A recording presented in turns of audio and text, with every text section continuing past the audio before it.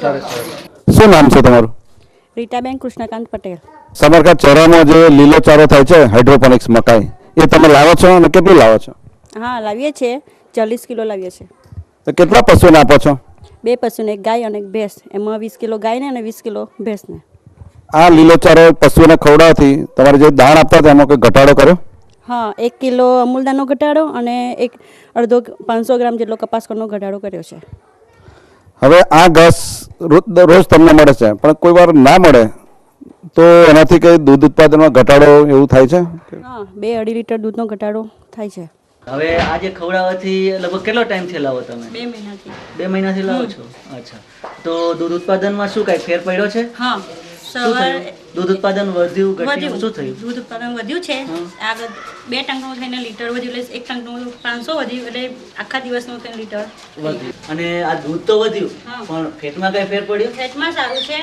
ગાયનો પહેલા 4 આવતો હતો, અત્યારે 5 આવે છે. અચ્છા. અને ભેંસનો પહેલા 6 આવતો હતો, અત્યારે 7 આવે છે. અચ્છા. હવે આ દૂધ વધ્યું, ફેટ વધ્યું, સરસ ખાય છે. સરસ ખાય તો છે. પછી તમારે આમ ડેરીમાં તમે દૂધ ભરો તો એની આવકમાં એ વધારો થાય? વધારો થાય.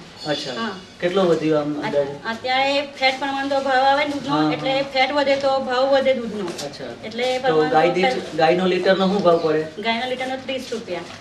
અચ્છા. તો 1 લીટર વધ્યું ગાયનું, તો 30 રૂપિયા ગાયમાં વધે. અને ભેંસનો ભાવ શું પડે? ભેંસના એ પ્રમાણે કે અત્યારે 42 રૂપિયા લીટર મળે.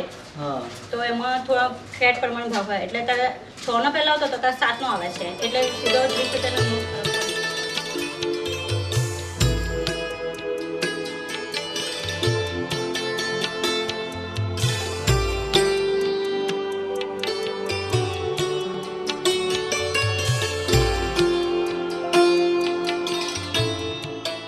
શું નામ છે તમારું? પટેલ રમણભાઈ ચીમનભાઈ.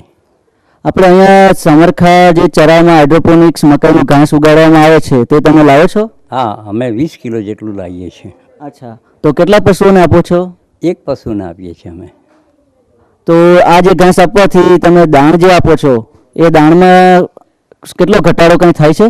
એમાં લગભગ 1 કિલો જેટલો ઘટાડો કરવામાં આવે છે, જેથી કરીને આ જે ઘાસનું જે મકાઈ આવે એ ખવડાવવામાં આવે તો સારું રહે છે. તો 1 કિલો એક ટાઈમનું છે કે આખા દિવસનું? એક ટાઈમનું છે. એટલે આખા દિવસનું કેટલું થયું? આખા દિવસનું 2 કિલો જેવું થયું. સવારમાં 1 કિલો અને સાંજે 1 કિલો. કેટલા સમયથી? છેલ્લા 8 મહિનાથી. 8 મહિનાથી, બરોબર. હવે ટંકે પહેલાં જે દૂધ આવતું હતું તે 5 થી 5.5 જેવું હતું, અને હવે ટંકે છે તે 6 થી 7 લીટર જેવું થઈ ગયું. બરોબર. એક ટંક એટલે એક આખા દિવસનું તમારે મિનિમમ આખા દિવસનું થઈને લગભગ 15 લીટર જેવું થાય છે. એટલે 2-3 લીટરનો ફરક પડી ગયો તમારા આખા દિવસ? 2-3 લીટરનો બરોબર ફરક પડી ગયો છે.